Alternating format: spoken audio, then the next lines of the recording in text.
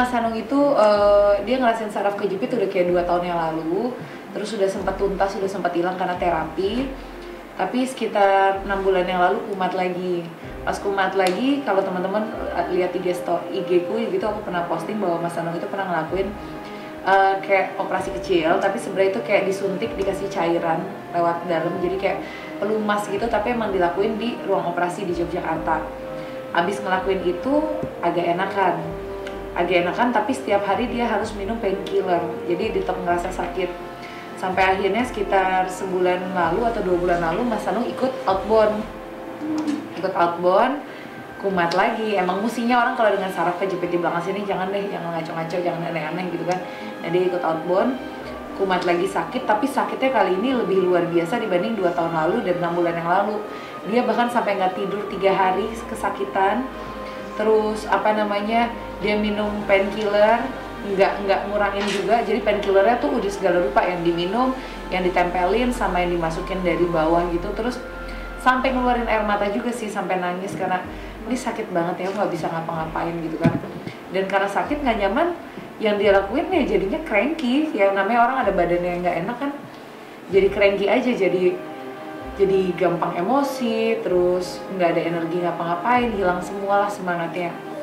Jujur emang teman-teman juga banyak banget yang kasih reference gitu kan, banyak loh yang ngerasain saraf kejepit ternyata ya teman-teman. Dan makasih juga ada yang ngasih alternatif pijit apalah, akupuntur, bekam, itu semua kita jalanin, kita coba. Jadi kita udah coba akupuntur, pijit, terapi yang dikrek lah, apa segala macam udah jalanin, tapi ternyata itu tidak menjadi solusi buat Mas Hanung. Tapi kita sudah mencoba, jadi makanya banyak yang ngasih gitu kan.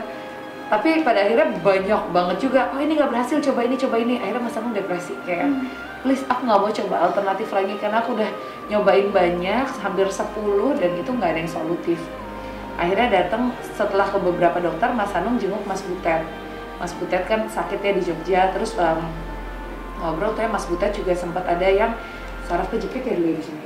Saraf kejepit ya, cuma HNP juga, namanya HNP. Nah Mas Butet itu dioperasi sama dokter Riu Hasan. Terus kata Mas Butet, kenapa nggak ke dokter Riu? Terus Mas Hanung kan emang udah kenal sama dokter Riu gitu kan, coba konsul, datang ke sini.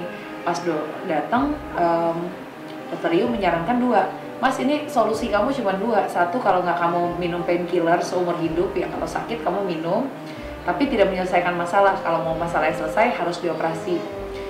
Ya, terus mamaku, mertua juga khawatir kan, kok nggak cari second opinion. Akhirnya kita cari 3 opini lain selain dokter Riu. Datang ke profesor, ada dokter-dokter juga yang udah luar biasa, yang senior. Mereka juga solusinya sama, mereka bilang ngapain sih kebelet banget operasi, kalau emang bisa minum obat aja. Akhirnya coba tuh minum obat 2 minggu hilang, tapi kalau nggak minum obat tersiksa. Nah kan kalau minum obat seumur hidup kan takutnya ke ginjal juga dan lain-lain, dan masalahnya tidak selesai, cuman disarukan dengan painkiller. Akhirnya ya udah, kenapa kita nggak operasi aja? Setelah dengar testimoni banyak, bismillah ya nyobain lah operasi, karena cukup mengganggu juga gitu. Jujur kalau ditanya operasi gimana, deg-degan nggak? Ya lumayan tegang, cuman ini operasi yang less blood, jadi nggak berdarah banyak gitu kan. Terus cuman minimum di sini, cuman di bagian leher sini 2 cm dibukanya. Terus tadi operasinya juga cuma 50 menit, tapi upacara sebelum operasi kan panjang, ada cek jantung dan lain-lain. Dan katanya Mas Hanung juga tadi tegang kali ya, jadi tensinya sempat naik tinggi, makanya persiapan operasinya dari bius tuh 1 jam sendiri buat nurunin tekanan darah dan tegangnya dia, 3,5 jam. Terus udah sih, sekarang katanya operasi luar biasa loh, cuman sebentar, 6 jam habis operasi udah boleh pulang. Cuman ya kalau tanya biaya mahal sih. Jadi kalau teman-teman banyak yang nanya solusi nggak, ya sekarang sih belum bisa bilang ya ini solutif apa enggak.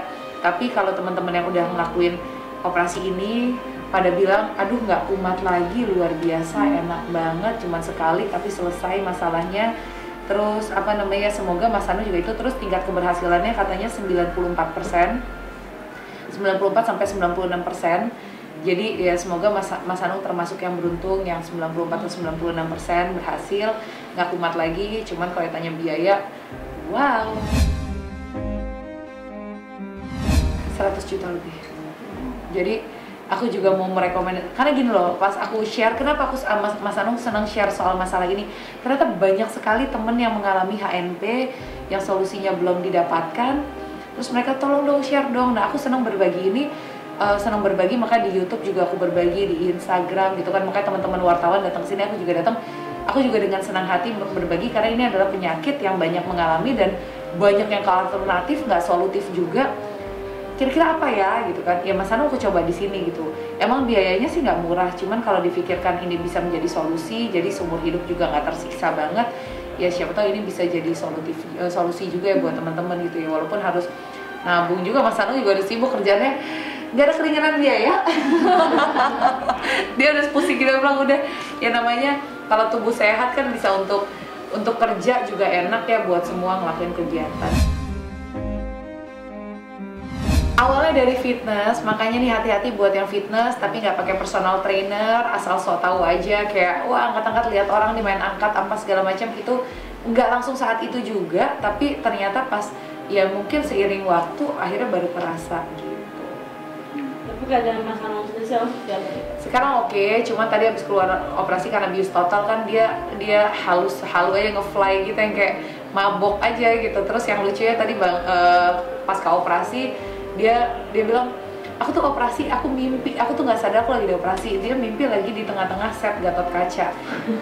Tapi kata dia, tapi aku bukan jadi director di situ, aku jadi pemain. Jadi Gatot Kacanya enggak ada, Gatot Kacanya ada apa. Terus dia mimpi, pokoknya dia ngerasa dia lagi di set lokasi Gatot Kaca.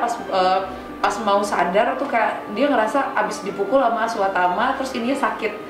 Terus pas bangun kok bahunya sakit, dan dia nggak tahan banget buat ngomong, ini Aswatama mana nih Aswatama, karena habis mukul dia gitu kan. Terus dia ngeliatin suster, dia coba nahan diri buat nggak ngomong gitu, karena kata dia nih, gue kayak orang gila nih kalau dia nanya bangun-bangun Aswatama mana ya, kan bingung juga suster. Jadi dia langsung nanya, saya di mana nih, operasi, oke.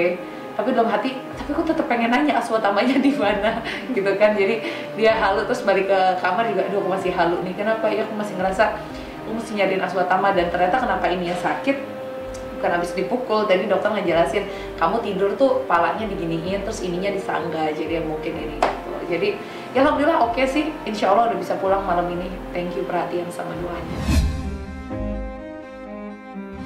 Karena kan habis puasa jam 12 malam, jadi tadi pas udah selesai efek biusnya cuma sibuk nyari mau makan segalanya, kelaparan. Jadi ya alhamdulillah sih seneng, semoga ini benar-benar solutif, karena dia tiap malam tuh gelisah, nggak bisa tidur. Jadi syaraf kejepit itu kayaknya hal kecil, simple, tapi itu sangat mengganggu. Iya makanya aku bilang dia jadi orang yang cranky, jadi gampang marah, terus jadi nggak ada semangat ngapa-ngapain, tidurnya nggak tidur, iya gimana, tiap malam ngeliat aku tidur nyenyak aja dia sebel. Kenapa dia sebel sama gue tidur nyenyak ya? Karena aku nggak bisa tidur kata dia gitu. Jadi ganggu aja, ganggu. Jadi kita tidur juga dia gangguin lah. Dia nonton malam berisik gitu kan, kata dia. Aku ngerasa nggak enak gitu ya. Semoga solusi lah. Tadi menemani juga kan? Nemenin, alhamdulillah mertua juga nemenin dari Jogja khusus buat nemenin, karena operasi kan kita dengar operasi kayaknya seremnya, apalagi operasinya di sini gitu. Kakak kenal dari wajahnya Kak Zaki itu sedih ya Pak? Wah aku tegang sampai kemarin aku pikir wah kayak kolesterol gue naik nih, palaku pusing apa segala macam. Jadi selama nemenin Mas Anung aku sibuk gangguin dia bahwa temenin gue kontrol. Jadi aku sampai medical check up di sini. Saya ngerasa nih kayak kolesterolku naik apa segala macam. Pas aku minum obat pereda sakit kepala, kok kayaknya udah selesai ya, kayak bukan kolesterol. Pas lihat hasil darah hari ini, aku sekarang medical check up kan, saking paniknya hasilnya baik semua, jadi kayaknya aku juga tegang tanpa aku sadarin. Ya iyalah, suami mau operasi gitu kan, takut aja rasanya, tapi alhamdulillah lancar. Ada anak-anak nggak? Anak-anak nggak boleh ikut karena ini lagi pandemi, jadi nggak boleh ikut. Jadi video call aja sih. Tapi cemas nggak sih anak-anak dari? Takut semuanya, anak-anak worry banget, makanya nanyain terus apa. Makanya tadi malam mertua yang tidur sini, aku pulang ke rumah. Tapi insya Allah udah baik. Ada pantangan nggak sih kakek? Pantangannya kata dokter jangan loncat aja di lantai 2. Jadi sebenarnya katanya kalau udah sekarang enggak, aku nanya apa pantangannya, ya jangan loncat di lantai 2 aja.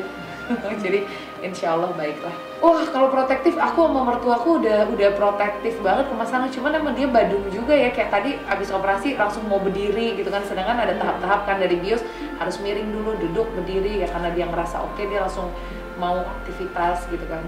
Tapi ya karena dokternya santai, dokternya bilang udah santai, udah nggak apa-apa. Jadi ya udah, mau jawab apa, dokternya bilang baik-baik aja gitu.